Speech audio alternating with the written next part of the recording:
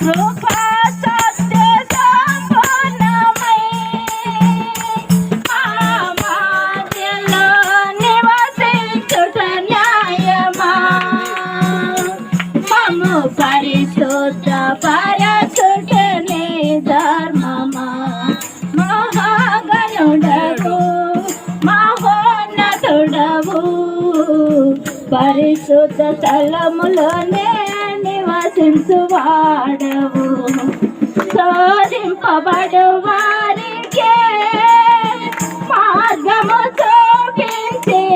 తప్పించువాడవని శోధింపబడు వారికే మార్గము చూపించి తప్పించువాడవని నా సిలువ మోయుచు నీ సిలువ నీడల విశ్వమేఘను వాసము వరకు నా సిలువ మోయుచు